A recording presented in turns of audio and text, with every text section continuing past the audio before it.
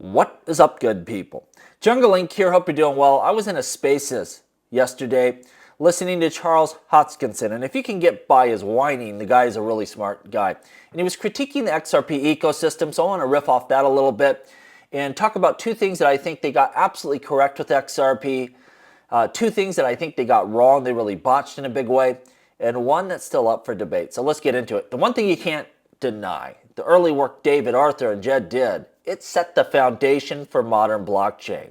They may not have built out every capability to its fullest extent. They may have ignored some capabilities, but you're looking at like decentralized exchanges, smart contracts, pathfinding algorithms, real-world assets. Like they had it all a long time ago before anyone else.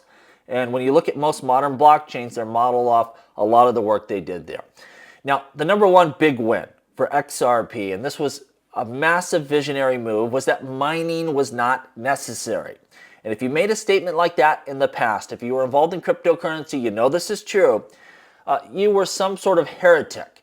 Like you were not a real cryptocurrency if you didn't have mining. And it was Jed McCaleb that recognized this. He says it's inefficient and it's really the public ledger that gives us value and we don't need mining. And he's right. I mean, look at modern blockchain. If you get a new state-of-the-art blockchain coming out, almost none of them are proof of work. It's not appropriate for most use cases.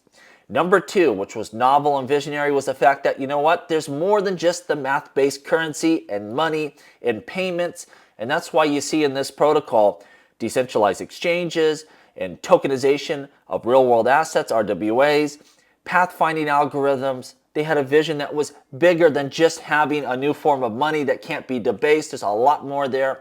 They wanted to take a global payment system and be able to load up any sort of value in that sucker and use it in a more efficient way. And what they recognize is by doing that, you actually made the base currency more valuable, and they were right. And you don't have to look any farther than the Ethereum blockchain, their nearest competitor that took a lot of those ideas.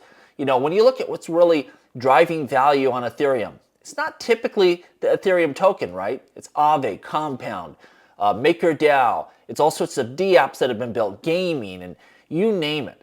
That's what's driving the value. And that idea that it's more than just the singular token, that goes back to Ripple and XRP in a big way. Now, things I think they got wrong, that they really missed the mark. I think number one and easiest to see is the initial allocation of the supply.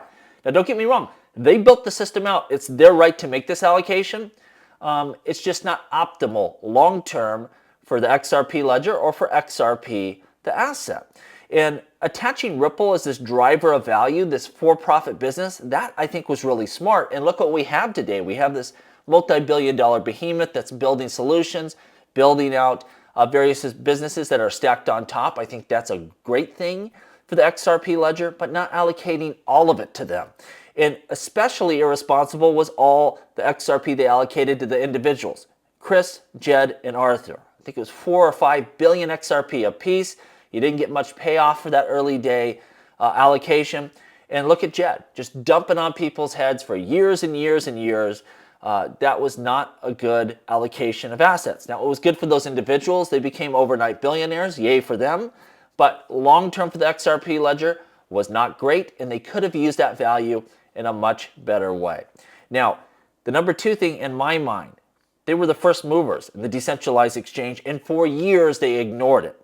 Now they're getting back, adding AMMs, they are adding bridging technologies, all sorts of stuff to try to get this stuff going again. But they could have been first there, not MetaMask. They had it, a decade before there was a MetaMask. Things like Codius, the idea of smart contracts. All this value you see that's been built on Ethereum, it could have been them, and they just kind of sidelined all of this stuff.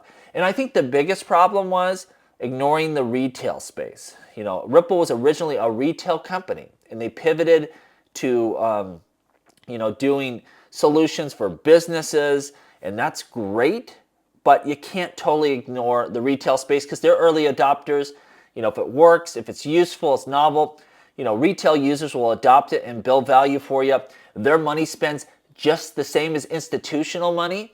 So to ignore that whole space was, I think, a grave mistake. And I think they're rectifying that now, but you had to play catch up when you should have been in the lead there. I think that was a major, major mess up. Now, the questionable one.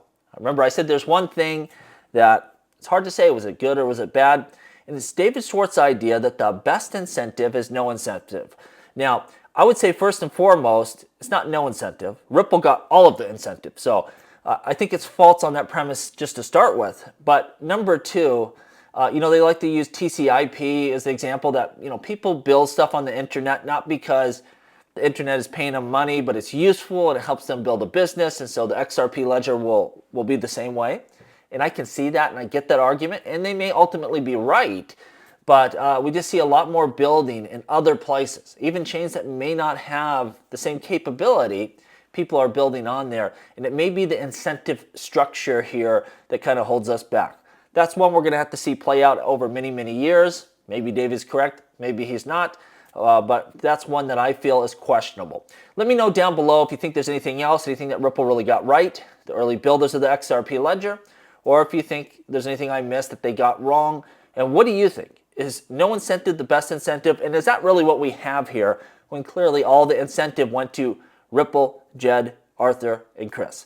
As always, please like, please subscribe. The revolution will be televised right here on Jungle Link.